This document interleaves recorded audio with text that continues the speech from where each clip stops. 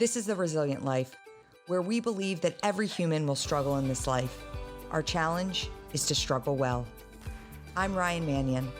I lost my brother to war, my mom to cancer, and I'm the daughter of a retired Marine. I'm also a wife, mom, author, and president of one of the nation's leading veteran service organizations. Join me and some incredible guests as we explore the value of struggling well through life's inevitable challenges. Welcome to another episode of the Resilient Life podcast. I am so excited about today's guest. Not only does she have an incredible story, but she is an incredible friend, Mary Katharine Ham. I'll give you a little bit of background. Mary Katharine is a CNN political commentator and the author of the book End of Discussion, which she wrote with Guy Benson. She's a graduate of the University of Georgia, which if you know anything about her, you know that she is a proud Georgia fan and the mother of two who resides in Virginia with her husband, Steve. Mary Katharine, welcome to The Resilient Life. Hi, everyone. Thanks for having me, man. And I think I should have probably added, she's also a member of the board of directors for the Travis Manion Foundation. It's true. It's on my CV, Ryan. It's on there. That should be that should have been in the bio. How did I not put that in? So, well, Mary Katharine, thank you so much for being on The Resilient Life. You are actually our first female guest, which, all right. Yeah, girl power. I was like, we need to get some strong females on this show. And of course, couldn't think of anybody better to kick it off with than you. So I was thinking last night, I wanted to start off with how we met. And I was actually sharing with some people on our team how far back we go. And it's kind of crazy. And I started telling them the story of how we first met. And I said, well, you know, our path to friendship and what we do together, it came through my brother, Travis. And so Travis was in Iraq and Mary Katharine's boyfriend at the time was an embedded journalist with Travis's team. And after Travis was killed, it was the first year we ran the Marine Corps Marathon together as a team. We weren't quite the Travis Manion Foundation yet, but we were just a group of people that wanted to continue doing something, get out there, honor my brother, honor the sacrifices of others. And I remember you at that first dinner. I remember you at the dinner the night before the marathon. And then you and your boyfriend broke up and like all, divorced couples, you got to pick one. And we picked Mary Katharine because they couldn't get rid of me. Yes. They could not get rid of me. And no, I did. When I knew about Travis before he died, but I always say he is the person I know best who I never met, because I only knew about him. And then he passed away. But from that second on, I've been hanging around the Manion family. So I realized that the story of your dad running in honor of Travis that year, because they were supposed to run the Marine Corps Marathon together, I just thought that was such a beautiful story. And so I wanted to write that. And so I ended up sort of being a friend / reporter and then a friend from that point on, because I always tell people, if you get involved with this group, you're probably not going to avoid running marathons, and you're not going to want to leave, even though they're making you run marathons. So here I am. That's true. And so that was 2007. And then did you run the marathon the next year? When was the first time you ran the marathon with us? I ran it in 2008. Okay. So the next year, which was a mistake because it was an election year and I work in politics. So I was young and silly and I got away with not training for that one. And I made it through at a run walk pace, but I would not recommend that as a training regimen. Yes. Well, I took that year off because I ran in 2007 and then I actually said I would never run a marathon again. And everybody told me, once you run a marathon, you get the bug, you cross that finish line, and it's like having a baby. You forget about the pain and all you want to do is do it again. And I didn't forget about the pain for like 10 years. And so it took me a really long time to run another marathon. But Yeah, yeah. it got me too. I don't know how it tricked me, but I've done what, 4 now? Yeah. 3 or 4? Yeah. Oof. You've been out there. So fast forward, you become connected with our organization. You're really were a part of the Travis Manion Foundation from day one, from the inception of us being a small little family memorial fund to really becoming a large veteran serving organization that worked with veterans across the country. And you've been there through that evolution. And for those that don't know about the Travis Manion Foundation, we are a veteran serving organization that works with veterans, but also works with families of fallen service members. You know, after my brother was killed in Iraq, we wanted to make sure that we were offering opportunities to empower those families that were left behind, to make sure that we were giving them opportunities to say, hey, your loved one is no longer here, but your service to this country and your communities is still needed. And I want to talk about the role that that played in your life, because certainly when you joined our organization, you joined because you saw a spirited group of people that I think were doing some cool stuff. But beyond that, you didn't really have any connection to what we were doing other than the idea. I know you had family that served in the military, Right. but you know, there wasn't this connection of, you know, I get what these people have experienced. No, I think it was really just that I thought, oh, this is such a powerful story of a father running for his son and sort of with his son. And I remember when I covered that in 2007, one of the things that was really sort of poetic about it is that your dad ran with both of the chips on his shoes because he got Travis. It still makes me choke up a little bit. He got Travis's chip. And so they both really, in the results, crossed the finish line. I just thought this was such a beautiful way to grieve and to move forward. And then I've watched since then, and I've been there the whole time, and it's still a bit mind blowing to watch something that was such a small family thing become such a large impact on so many people's lives has been amazing to watch. And then it turns out that I needed many of the skills and many of the experiences and sort of walking through grief training that I had knowing you guys for those years, because I was there when Travis died or near to it, and then when your mom passed away as well. And so I've been sort of in that circle with you guys and going through the tough stuff. And it turned out I needed that. I got some training because in 2015, my husband died unexpectedly, cycling crash. And it turned out I had this group of friends and near family surrounding me who it's never like you have a solution to it, but if you know how to go through it and you know people who know how to go through it, your path will be easier. And so I was in this situation where I was blessed to have a bunch of people around me, including you, who had some knowledge about how to deal with these things.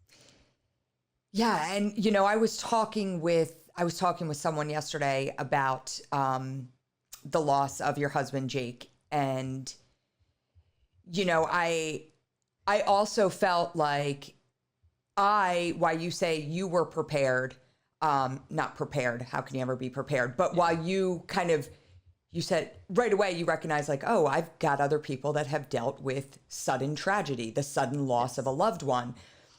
I also remember in that moment, I will never forget. And I think, you know, Jake, for those that don't know, Jake was an incredible individual who was worked with the Obama administration at the White House. Super smart guy. I always loved talking with him. He also ran the Marine Corps Marathon with us a bunch of times.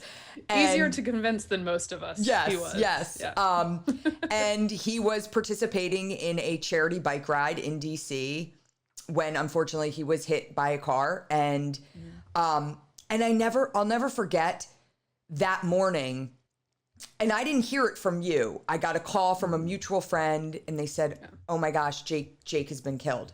And I think back to that time where had I not dealt with what I had dealt with in my life, I would have said, okay, well, what do I do now? I don't know what to do. And I think back to friends that had lost parents and grandparents and loved ones close to them growing up. And I didn't really know how to act. I didn't know how to respond to that. And, you know, frankly, had I not dealt with the losses that I had dealt with, especially Travis, knowing and thinking back to that state of shock that I was in when Travis was killed, I probably would have waited to see how I could potentially get a hold of you. And then I would have casually asked, well, let me know if there's anything I can do. Standing by, I'm here for you. You know, that's kind of, I think, how we're ingrained to respond. And I know now that like that serves literally no purpose.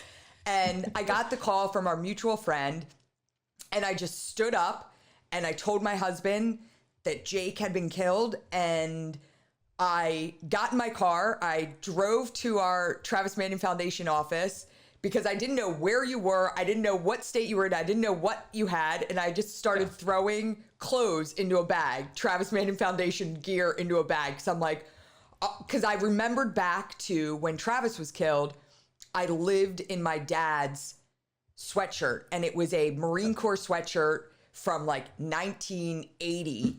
And for some reason, that sweatshirt brought me comfort. And it was like, that was my cloak that I had to have on me at all times. Even when I went to Dover, when Travis's casket arrived at Dover, I was in a beautiful black dress with a, 35-year-old sweatshirt zipped up over me. And so I got all the stuff and I just started driving. And I didn't even know where you were at the time. I had no clue if you were at your house. And through a series of phone calls, found out that you were at, Jake's parents' house. And I showed up there, and I just remember saying, like, I don't know what you need, but here's some clothes. And you ended up putting on a blue Travis Manion Foundation zip up. And I remember you wearing that for the days that followed. I wore it all the time. I tell people this a lot, and just for context, so Jake and I were married for 4 years. He was 34 when he died, and I think there's also something that is a very specific experience about someone dying in their prime like that that you could relate to. So I think that was important for me to have some of that in my life because it is so out of the blue. Even if somebody's in an inherently risky situation, as many who serve are, it still feels just wrong. Yeah. And it's a different kind of mourning process. But I remember you coming, and one of the things that helped, and I've tried to apply this in the future, trying to help other people. All of my clothes had all these memories attached to them. And I also was afraid to go back to my house. I hadn't been back there yet, and I was afraid to walk in and see things how he left them, because he was the last person at the house. I didn't know what that would do, and so I just was sheltering in place where I was. So I didn't have a ton of clothes, and then I had these clothes that were like cute, and I felt like a human, which is something that you're trying to accomplish, at least pretending to be a human in those early days. And that sweatshirt became very important to me.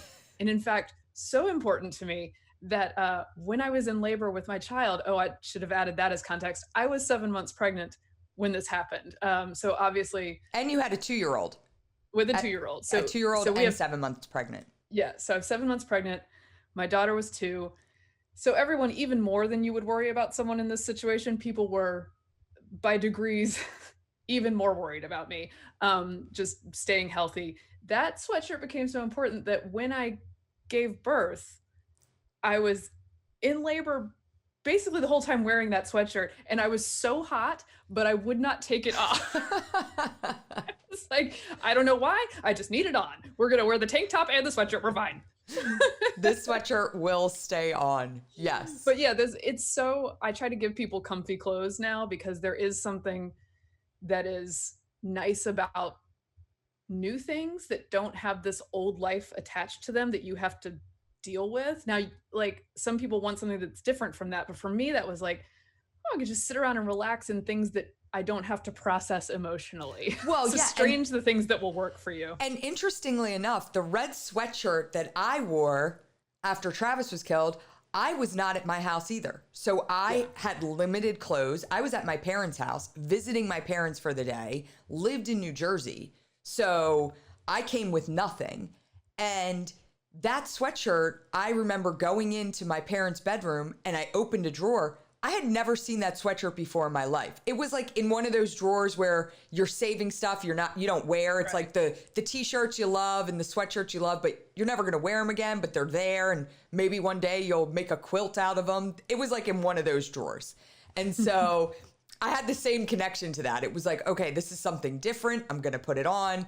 I have no memories of anyone being in this. So I totally get that. And, I think about, one of the things I think about during that time for you is the positive attitude that you took. And it was almost, for me, I'll say, it was almost uncomfortable to witness someone trying to stay so positive, because I'm like, I know she's hurting. I know that, her life today is different than it was yesterday, that she is going to go through some really tough times. But you kept this idea of, I'm going to be positive through it all. And I'll never forget, I was talking to you about it the one time, and you said, it's not in my nature not to be positive. It's just who I am. And so I'm not going to change that because my husband died. Like I need to embrace that even more during this time. And I know that it had the potential to make many people uncomfortable, because people go, well, is she actually okay? And people would ask me that. They would say, is this real? Sort of poking at me. And for the most part, it really was, but it was sort of a cognitive behavioral therapy where I was choosing not to go down darker paths. And I was trying actively not to ignore that I needed to feel these feelings, but I did not want to. I felt if I took the wrong turn at some point that I might not come back. If you go too far down this dark path, what happens to you? So I was trying very hard to practice self-preservation every day. And sometimes that was just eating a handful of peanuts because I needed protein because I was growing a baby and I didn't want to eat. And sometimes that was thinking and writing. And actually that helped me a lot too. And writing, I think in the first Instagram post where I announced what had happened, I said, this will change us, but we can pray that it's in beautiful ways or new ways, and that it won't be all tragic all the time.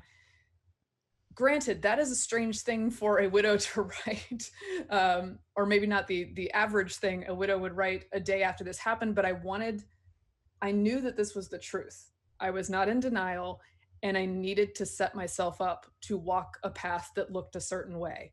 And so I was trying to build some guardrails for myself. And the baby herself was a guardrail, because I couldn't drink a bunch. I couldn't be super irresponsible. I had to just keep eating handfuls of cashews and moving forward with my life. And I also had a 2-year-old who needed me to care for her. Now, there were so many people supporting me who did help her. And in the mornings when I didn't feel like it, could take her and get her breakfast. It was not a situation where she would have been left unattended at all. But I felt like that was my saving grace. Those two babies were my saving grace. I had to get up and had to do the thing. And even when things were dark, because there are plenty of times there were, even though I'm trying to move in this direction, the fact remained that I had to do what I had to do for them. Yeah, absolutely. And I also think it's quite symbolic that, you look back to that 2007, I ran the marathon that year after losing my brother just a few months before. Right. And then that year, that's 2015. Is that 2015? 2015, you run you're like 8 months pregnant at the time. And yeah, I did the 10K. You did the 10K, and I did that with you. And I mean, so that was a month and a half after. A month and a half. A month after he died? Yeah, it was like the following month. And you're like, all right, I can't run the marathon. I'm 8 months pregnant, but I can do a 10K. And we did the 10K together. And I think about it because I think I ran that marathon, and then our mutual friend Amy lost her husband And what did she do? She ran a marathon the following year. And then, you know, it's kind of like this, oh, you lost your husband, you lost your brother. Oh, well, just run a marathon. I mean, that'll, you know, that's the first thing that you do. That's the first thing you do. But it's interesting that we find these things to hold on to, and we find these things that work for us, and by passing them on, you know, we can find comfort in that community. And I always think that's, you know. And I think it's possible. And I literally don't think I've thought this thought before until right now. I think it's possible that some of the positive attitude or hopeful attitude that I had could very well have come from the fact that I saw your family build beautiful things coming out of tragedy. I knew that was possible. I had seen it happen, and it doesn't change the fact that this is really tragic. Or as I always said, in the thick of it, I said, my life is literally horrific right now. I mean, it's that's the thought I kept having. But I knew that things could look different because I had seen people walk through that. Right. And I think that was important to me. And now looking back on it now, I'm like, I saw people model that for me. And I tell people now when they get in touch with me, I did not intend to be Googleable as a pregnant widow, but that's what I am. That's in my resume as well. So people will get in touch with me when they are in a similar situation, or someone who's just lost someone. And one of the things I tell them is, I'm sorry that it sounds so cliche, but you actually have to just put one foot in front of the other. Yeah. And I think that's part of what running races did for me. The physical part of moving is feeling like your life is moving forward. You're not going to sit in this one dark place forever. It will change. And that's scary because part of losing somebody, as I know you know, is that the further you move from the point in time when they existed, the more worried you get about being okay. Yeah. Because is being okay wrong? Is being okay letting go of the memory? Does being okay mean that you're not honoring them the correct way? And so you're processing all of that, but I like to process that while I'm running or while I'm doing something active, when I'm physically walking those steps. Whether it's just getting up in the morning and going for a walk outside for 5 minutes or doing a marathon. Yeah. And, you know, you put it so much better than I ever have, but it was just that. Like for me, it was those small steps. And, you know, when you talk about this idea of running a marathon, people are like, oh, I love people that say to me, I could never run a marathon. And I look at them and they're way more physically fit than I am. And I'm like, you have no idea. Anyone can run a marathon. Like anyone. I truly believe. In front of themselves. Yeah. It is that one foot in front of the other, and committing that every day I'm going to follow that plan. And if I have to put one foot in front of the other for 10 minutes more today, I'm going to do it. But you work up to it. And I always say, like, the marathon itself that's the celebration for all the work that you've put in, for all those days of putting one foot in front of the other. So I totally get that. So you're in this situation, and I want to kind of dive into where you are today. But one of the things I want to talk about, and I love, you wrote a fantastic article in April, and it was not only my favorite article during the pandemic, but just in general about parenting. And it's so applicable in so many different ways. But you wrote this article in The Atlantic, "It's okay to be a different kind of parent during the pandemic." But more than that, it's when something outside your control changes in your life, pandemic, loss of your husband, it's what you do with what you can control that really shapes your children. And you have two incredibly resilient, beautiful, outgoing, spirited children that, is a true testament to how you've raised them and through all the trials and tribulations that they have gone through in their young little lives. It's amazing to see how well they have flourished. Thank you. I'm very proud of them. Yes, and you should be. And so I was reading through your article, and I encourage all of you to go and Google this article in The Atlantic. It's so good, and we'll put a link to it in our on our YouTube page as well.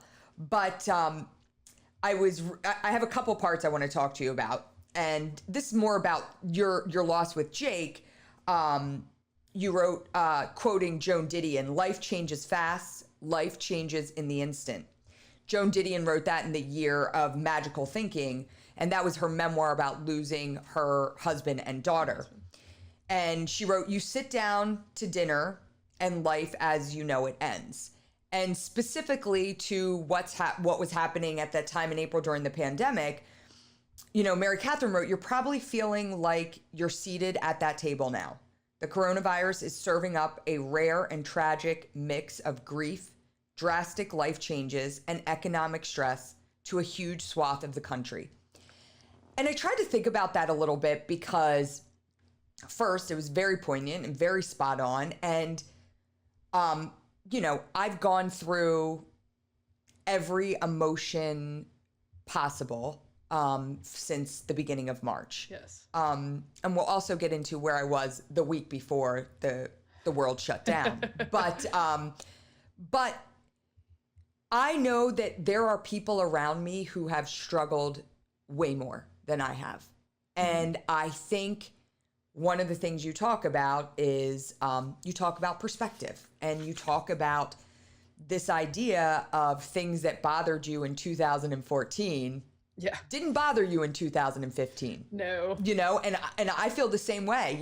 Things that I complained about pre my brother dying were insignificant after he passed away. And so I've really tried to put this whole idea of what's happening into perspective. And it's hard to do that without, for me, I feel like I can deal with anything as it comes at me. But it's also, we've talked about it a little bit offline, this idea of when it starts to affect your kids, right? Yeah. And how you have to work towards working with your kids in a different way in this new world. And, I want you to talk a little bit about why you wrote this article and, some of the things you've done through the pandemic to help move forward with your children and creating a resilient life for them. Yeah. So I think at the beginning of this, a very funny anecdote about writing this piece is that it took a week and a half, 2 weeks to edit and get into print. And at the time I thought, oh no, what if this is not a relevant story when it comes out? Here we are, the pandemic will be over by then. Yeah, exactly. So many months later, here we are. But I'm very glad I wrote it at the beginning because I think it's still applicable to people's lives, especially as we go into a new school year and people don't know what is going to be served up to them, or are coping with the very bad situation they've been given or what have you. What I said is that we are all parenting in crisis right now. And so many things changed so drastically, so quickly.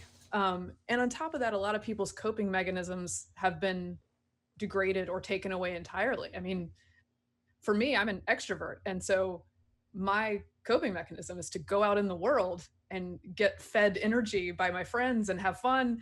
And being cut off from that is part of what everyone's dealing with. Certain things that you used to do to make you feel better, you don't have those anymore. So I think it's really taking a toll, no matter how good your practical circumstances may be. But that being said, you can always sort of calibrate how you approach a situation. And it actually helps to do that. In the early days after I lost Jake, I did a eulogy of sorts for him, not at a funeral, but at a different memorial service. And I spoke sort of off the cuff for a while, I think it's on YouTube too, about what I wanted my life to look like. And the reason that I did that is because I was very afraid that I would live scared because a terrible thing had happened to me. And I was very afraid that because my life looked like a sad Lifetime movie, that I would make other people sad, and my kids would make other people sad. And that, I did not want that for our lives. As I mentioned, I want to be around people. I want to have good times with people. I get a lot of joy out of making other people laugh and being positive. And so I was like, I don't want this life circumstance to change how the world approaches me in that way. And so I said out loud, moving forward, we will not be afraid because one thing happened on one day. I will not shelter my children from taking risks because of this. And I'm asking all of you not to look at my family like a sad trombone. Like we are not womp womp. We are going to be vibrant people. We're going to live the way that Jake lived and live fast and fun and have good times. And so saying those things out loud, I think changed the way I lived my life because I had asked people to help me and I had put myself out there to be held accountable for this, the way I was going to parent my kids. And at the very beginning of the pandemic, I saw a lot of parents and people in general, but parents specifically, well, I'm not a homeschool mom. I'm not a this mom. I'm not a that mom. I'm not a that dad. I'm not a stay-at-home dad. I don't do that. And the quickest way to short circuit your success is to tell yourself that you are not that thing. Yeah. You're and that thing you've now. Already, yeah. Yeah, you've already written the ticket. Like that's bad news. So don't start with that. Yes. And so I encouraged people to tell themselves, you're not going to be a perfect homeschool mom, but you know what you can do? You can get up in the morning and read with your kid for 10 minutes, right? And like those tiny things add up throughout the day. And particularly if you do one of the little things in the beginning of the day, it builds momentum for the rest of your day. Now, I'm not exactly the right teacher for this because there are plenty of days when I feel like, oh, I had zero momentum and did none of the small things. But the principle remains the same because you can always start the next day and you don't have to be the parent you were in April. In fact, life requires that you be different now. Right. And so it's sort of messed with everybody's identity about how their parenting worked. And that's a real thing you have to deal with. This is what happened to me. It's like, suddenly I was not a working mom who could do all the things with a partner who was, it was a very different life being a single mom, working full time, walking through the grief. And I had to wrap my brain around that. So there was a sort of a daily practice of trying to do that. But you very quickly told yourself, this is who I am now, and this is how I'm going to move forward. And yes, I think that's brilliant. And frankly, I know when everything began, I've gone through many phases since March. I was in the beginning like, oh my God, this is going to be kind of cool. We have so much. I've been traveling so much. I can't believe I'm going to be home for the next several weeks. Turning to my husband, like, we're going to get a ton of home projects completed, And at the beginning, we knocked a couple things off. And then I went into like, we're going to do themed dinners. And I pulled out all our china and I made my husband wear a suit on like a Tuesday night. And I took pictures and I'm posting. I'm like, this is so fun. And, then I went into this place where I was like, oh my gosh, this is going to go on for a while. I don't know what is going to happen with business. I don't know what's going to happen with my kids' school. My kids are starting to get, my kids were not happy. They were like, wait, we're not going back to school. They were devastated, And so it's dealing with their emotional well-being and, this idea of, can I have my friends over? They'll sit 6 feet apart outside. And am I the bad parent if I let that happen? Am I the bad parent that I'm not letting my kid? Well, the other kids are doing it. So it was this idea of every day I was faced with a new challenge and how was I going to handle that? And again, it was what type of parent am I going to be today? And it's very much evolved and changed. And sometimes it goes backwards to where I was, but I love that. And I love that you put, at the end, and I touched on this, but the end of this article is so beautiful and really, I mean, you could write a whole book on just this article, and you should. I'm just putting that out there. But thank you. But you say perspective is one of the paradoxical gifts of tragedy, and I couldn't agree with that more.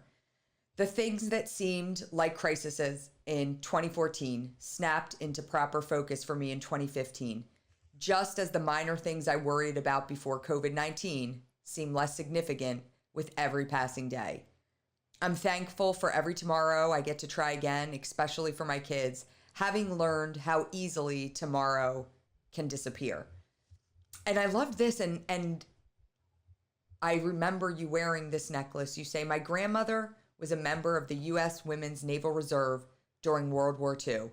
After the war, she married her childhood sweetheart and had 3 kids, moving across the country when the world when he was deployed.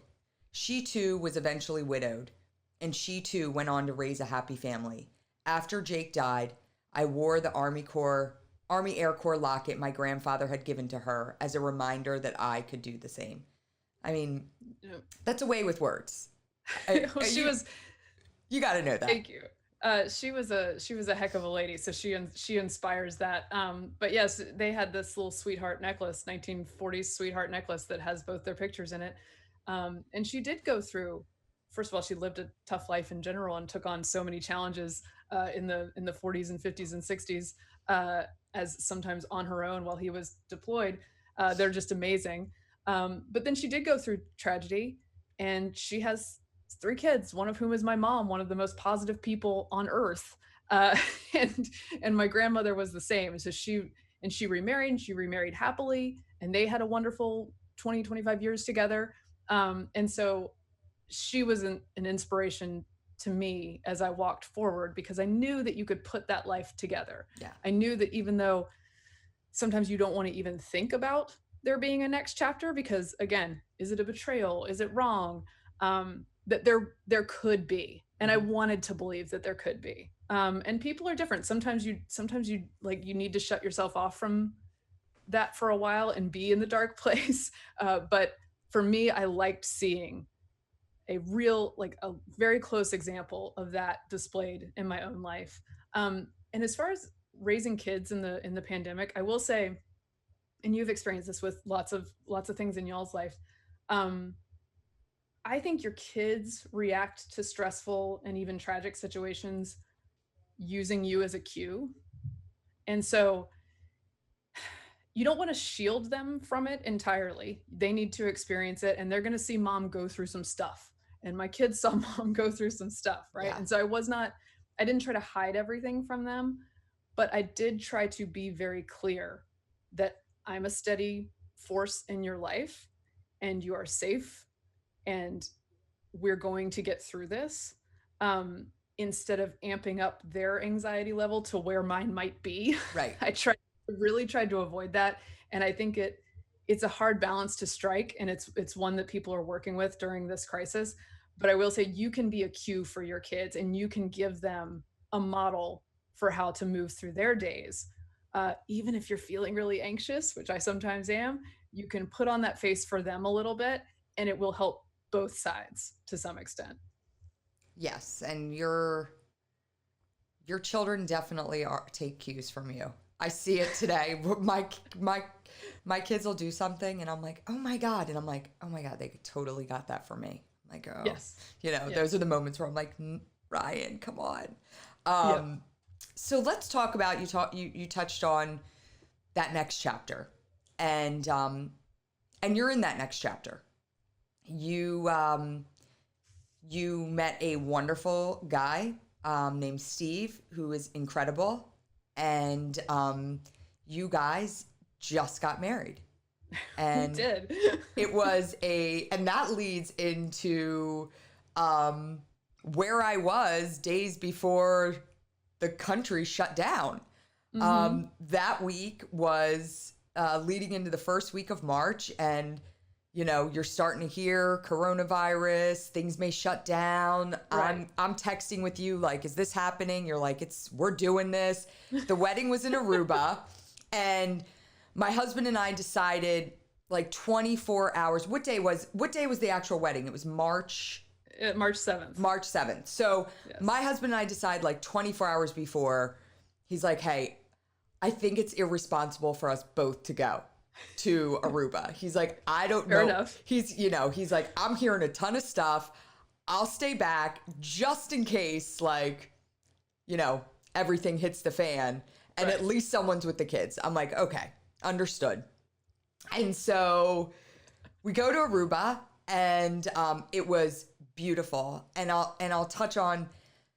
I am not a overly emotional person. In fact, people, I get called the ice queen. They're like, you never show emotion. And my husband says, well, that's a bunch of BS because she cries all the time in front of me. I got to deal with this all the time. Yeah. But I don't show a lot of emotion outwardly. It's just, for me, it's like uncomfortable. And so I'd rather not show my emotions. And I'll never forget when you walk down the aisle. Well, first your girls walk down the aisle, and just seeing them look at Steve, and seeing the love in his eyes that he clearly had for them and that they had for him. And then watching you come down the aisle, you were so beautiful coming down that aisle. And I saw you walking towards Steve, and like the whole last, the last 13 years since I met you, like flash forward in flash before my eyes.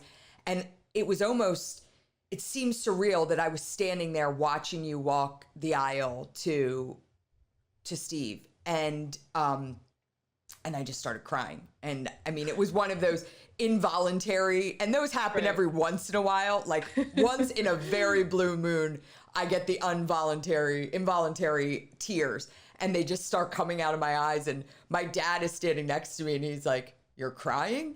And because he knows how awkward it makes me feel to cry. And I was like, yeah, that's where I am. I'm crying. I can't believe this, but it was so beautiful. And again, Steve's such an incredible guy. But I do think, I tell some people, tell people sometimes, I don't get super sad very often anymore about what has happened or losing Jake, but I get very emotional about the enormity of what has happened in a very short period of time. And so I think that's speaks to what you felt when I came down the aisle, because we've gone through a lot together. And just thinking about the evolution from just 5 years ago or just 10 years ago is pretty crazy, especially when you see our children growing. There's so much there. And I was very lucky. So in the grieving process, some people want to date immediately or just put themselves out there to kind of feel like, okay, I'm a real human who does things like this. I had a baby and then raised both the babies. I didn't even think about that. I had blinders on for at least 2 years. And right around that time, my neighbor, who is a SEAL wife, in my old house, in my old neighborhood where we had just moved into this house with Jake 5 months before he died. And that house really became my house and the girls in my house that we put our lives back together in. And this neighbor that I had barely met before Jake died, she walked across the street, and I call it, so she's like crossed the gulf between us, because grief will put a gulf between you and other people who aren't going through the same thing. But she understood, and she walked across the street and she was like, whatever you need, come to me.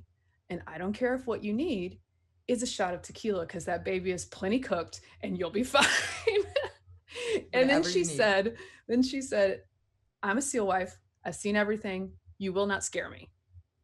And I was like, the tequila thing was nice to hear too, but I didn't take her up on it. But I'm not scared of you was really important to me. Yeah. Having people around you who know a little bit about how to deal with that, who are not scared of being near you, look, I get it. When someone dies, especially young, it's reminding everyone of what they have to lose. And it feels bad. It's not necessarily something you want to be near. So having her there and having her tell me that was really important. And we've been friends ever since. And fast forward a little over 2 years, she was like, there's this guy I work with, I feel like you should meet. And I was like, I don't know. And she's like, he's really regimented. He's kind of a pain in the ass. I was like, you're not selling it that well. Yeah. She's like, he's also smoking, so you should just meet him for that reason. And I said, okay, now you're speaking my language. So I did meet him at a barbecue, and as soon as I met him, I was like, ugh, I'm gonna like him. You do right away. Because, Well, he's from near my hometown. I could read it all over him. He's a smart ass. He gives me a hard time.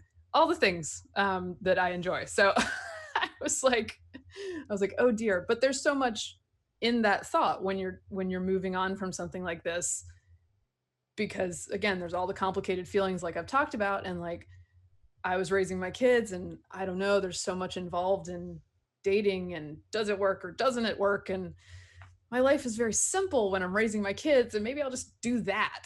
But I'm very glad that I took a chance on it. By the way, I think the pitch to both of us was, to him and to me, was, I know somebody I think you can handle.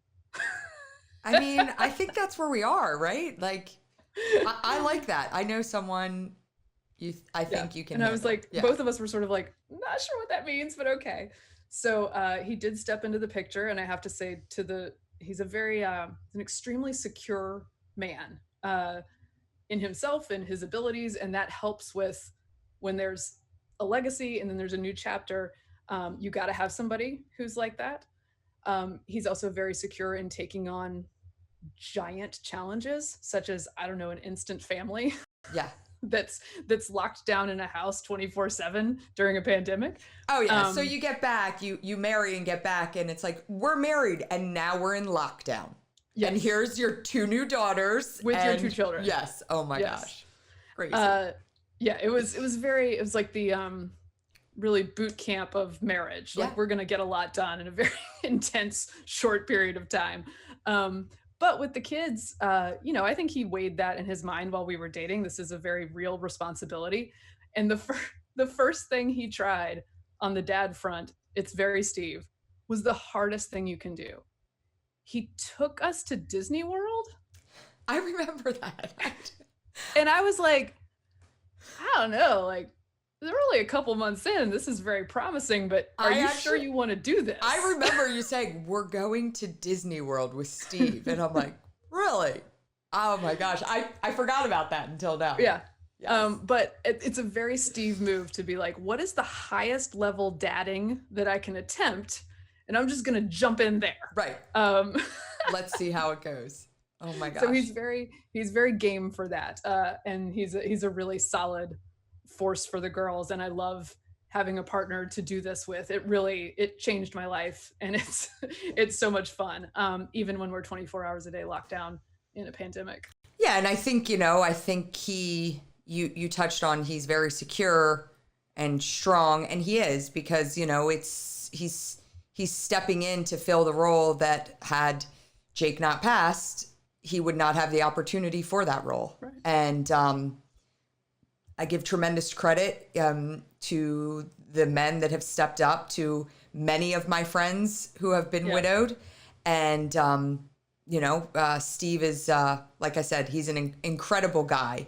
And important to note that he didn't just step into the shoes and play the role of, I'm going to date this widow. Right. She's got 2 kids. Oh, by the way, she is a political commentator who is very well known. And so that was a bit extra, and I'd love to talk a little bit, because one of the things that I love most about you is I don't know how to best describe it. Your snarky wit. Would that be a good way to describe it? You're a political commentator for CNN. You used to work for Fox. And you frankly go to work every day and know that no matter what you say, there are going to be people that don't line up with it. And your whole book's about how we can't have civil discussion anymore and share things with each other that we may not agree with. But, the way the world works today, you say something and someone doesn't agree with it. For you in particular, it's not just, I don't like what she's saying. It's, I'm going to attack her on Twitter. I'm going to call her a terrible mother. I'm going to say things about her dead husband. I've seen some of the craziest things, and the way you respond to them is masterful. And I'd love to talk about the role that plays in your life. And frankly, you know, how you overcome that idea that knowing every day when you wake up to go to work, you know, you're going to piss people off. I don't know, for better lack of a saying. No, it's true. Well, first of all, when Guy Benson and I wrote End of Discussion, I wish we had not been able to tell the future quite so well because things have gotten, I mean, it's an increasingly relevant subject, let's say, about the inability to have even sort of just mainstream political views communicated on a regular basis. If you're in a certain place or you're with a certain group of people, or if you're just doing it at the wrong time at the wrong place on the wrong Facebook page, boom, your life can blow up on you. So it's a weird time for that. I would say I have been a contrarian, or I've been the ideological weirdo my entire life. I grew up in a very liberal town, and I'm a right of center libertarian person. And so, and this is one of the reasons I love having debates and I love as much free speech as possible, is because it made me better at what I do. It made me a better thinker, because people have always been testing what I believe. And we used to be able to have that back and forth without anybody getting really off the rails. And it was so beneficial to my life that's why I talk about it and write about it a lot.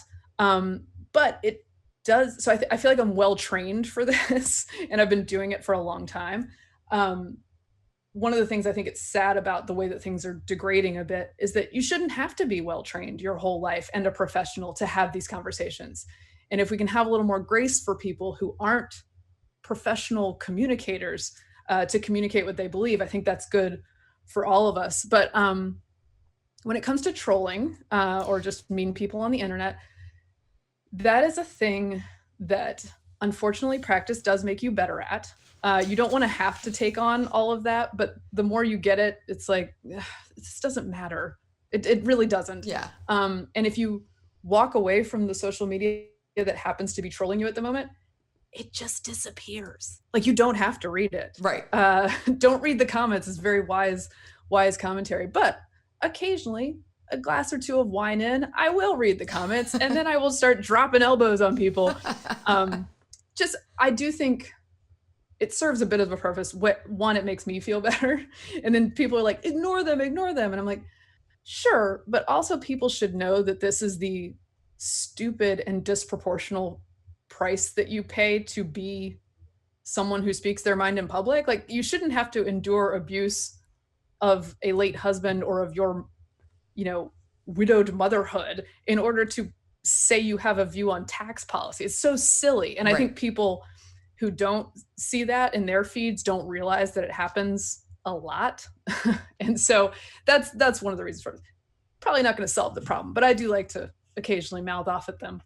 But yeah, I think it can take a toll. Like, I don't do nearly as much Twitter as I used to for this reason, because I realized I was using emotional resources on people who were not my family and friends, for whom I should be preserving my, like, patience and kindness. Well, and I was always the one that when I saw somebody that would write something and you would have this, like, again, masterfully witty response, I would be the one tweeting like, how dare you? Yeah. You know? And then I'd read them and I'm like, oh my God, I should just, like, I was that person, like, don't you dare talk about her like that. Yeah, no, people get, understandably, I get more protective of my friends than I am of myself, for sure. So I think we all have a tendency to do that. But sometimes, yeah, I don't know. It is a very weird job. And I will not say, I'm certainly not conflict averse, as you can see by my career choice.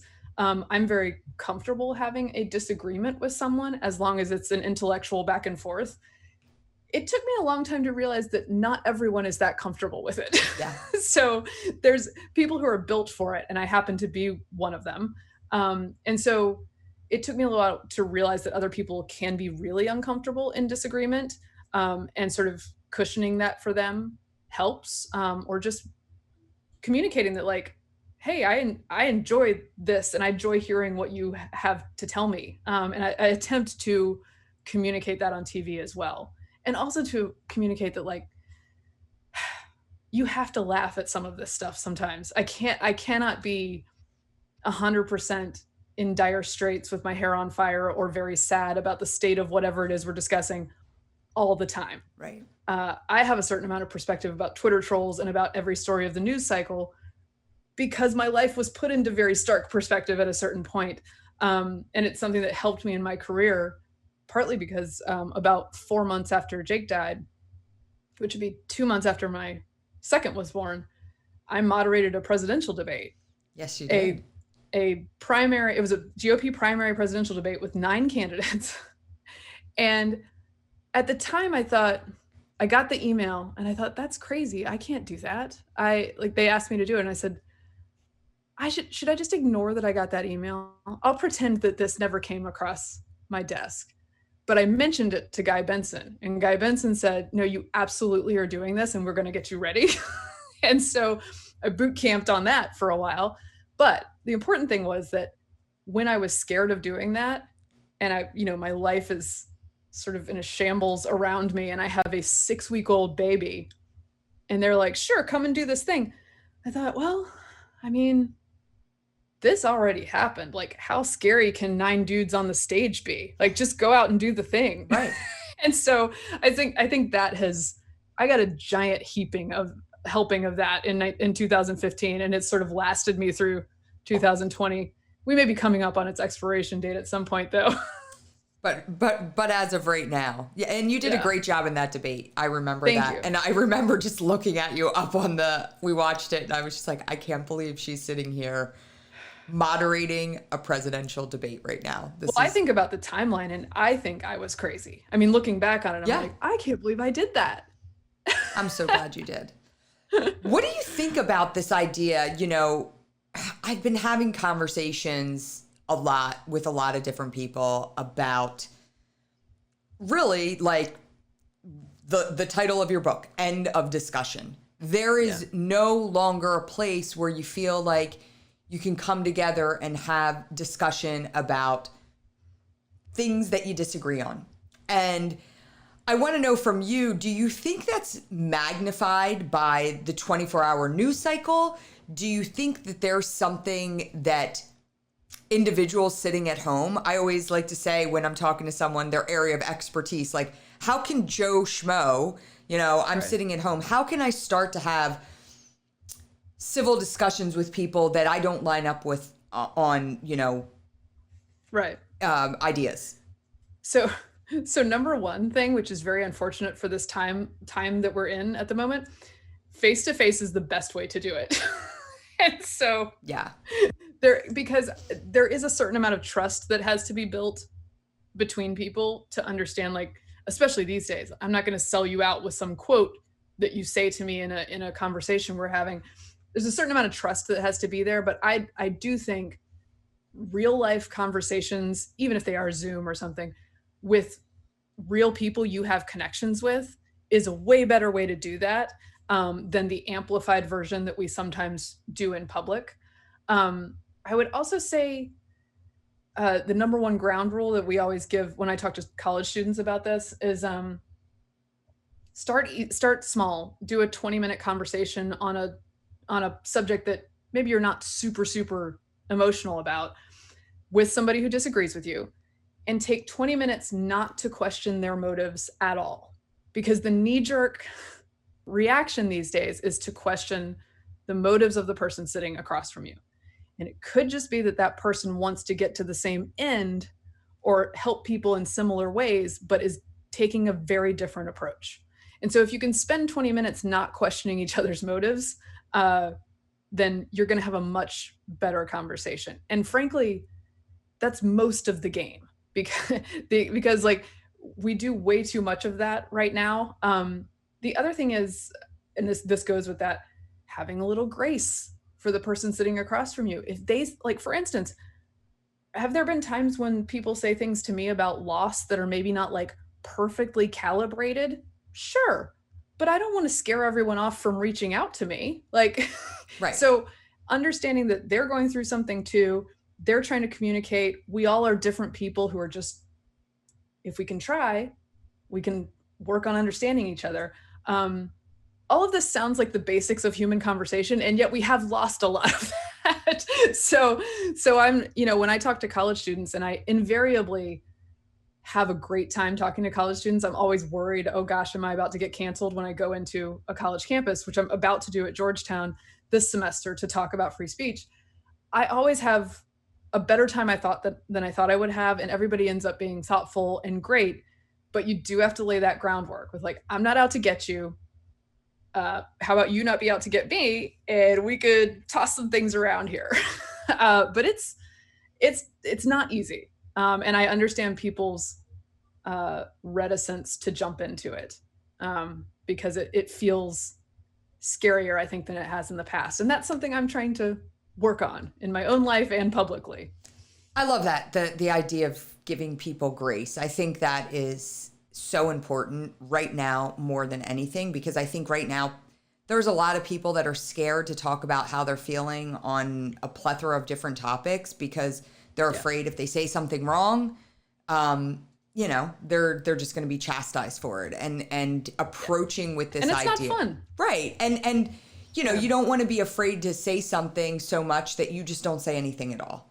And if we can approach with this idea of giving grace and knowing, like you said, you're a professional. You do this for a living and you do it really well. But sometimes people may be trying to say the same exact thing that you're saying, and it comes out completely different. Well, that's initially why we wrote that book, is because we felt like increasingly, I'm a public figure. I sort of take this on as part of my responsibility, and I understand that there's somebody watching every word I say, who's sometimes explicitly just looking to tear it apart. So that's the life I've chosen, for better or for worse. But it is not the life that everyone should have to live. And you, as a private citizen on your Facebook page, if you want to say something, you shouldn't feel that it has to hit the same marks as if you were going on a national stage. And people were paying consequences for that were very real, that we thought, okay, well, this is really trickling down in a very bad way. And it continues to do so. So, it's tough. I feel like we're always, in having conversations now, you're asked to know everything about the subject you're talking about without being allowed to explore it. And that is unsustainable. You can't come into a conversation with someone who's had a different experience from you and know everything about how you should address it without asking any questions. Like, you have to be able to throw some things back and forth. Yeah. And I think you are, not just because you are my good friend, but you are an incredibly important voice right now. Thank you. And one that I love listening to. And again, no greater testament over the last couple months than this article you wrote in The Atlantic. Thank you. Well, I hope it continues to be helpful as people go into the new school year. I reread it. I read it the day it came out. You sent it to me. I was like, oh my God, I needed that. And then I read it again this morning, and I was like, I needed it more today than I did on April 8th. I think it's actually more important now than it was on April 8th, because now is when it's like oh my gosh, we're in it for the long haul. Now we're really changing. Yeah. Back then it was like, I guess we're going to change for a month. Yeah. It was like, okay, this is a good article. It's going to help me see me through the next few weeks. But now it's like, oh my gosh, like, this is one you can go back to and reflect on for sure. Mm-hmm. Mary Katharine, I want to ask you one final question. It's a question that we ask to all our guests at the end of the Resilient Life podcast. And I'd like to know, what does living a resilient life look like for you? Living a resilient life to me looks like praying, loving my family, and moving my feet. And that's basically it. And that's perfect.